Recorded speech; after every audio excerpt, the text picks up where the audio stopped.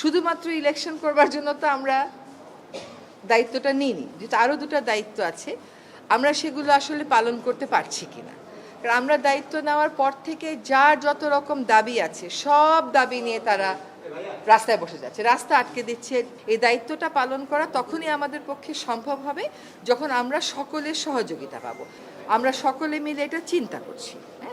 আর প্রধান উপদেষ্টা যদি কোনো সিদ্ধান্ত নেন কোনো ব্যাপারে, আমি প্রথম থেকেই বলে এসেছি যে উনি একটা সময় দিয়েছেন, ডিসেম্বর থেকে জুনের মধ্যে নির্বাচন হবে, তার একদিনও এদিক সেদিক হওয়ার কোনো সুযোগ আমাদের পক্ষ থেকে নেই। কাজে এইগুলো নিয়ে অন্য ধরনের কোনো কথা বলারও কোনো সুযোগ হওয়া উচিত ছিল না, কারণ বারবারই বলা হচ্ছে যে একটা সময়সীমা দিয়ে দেওয়া হয়েছে।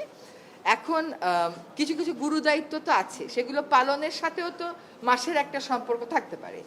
তো ওনার যদি কোনো কিছু বলার থাকে, আমি নির্বাচনের প্রশ্নেও বলেছি, দায়িত্ব পালনের প্রশ্নেও বলেছি, ওটা আপনারা ওনার থেকেই শুনবেন। না, চাপ মানে কি, ধরেন প্রত্যাশার একটা কোনো চাপ হচ্ছে যে আমরা পারফর্ম করতে পারছি কিনা, আমাদের বিবেচনায় বিবেকে ওইটাই একমাত্র চাপ।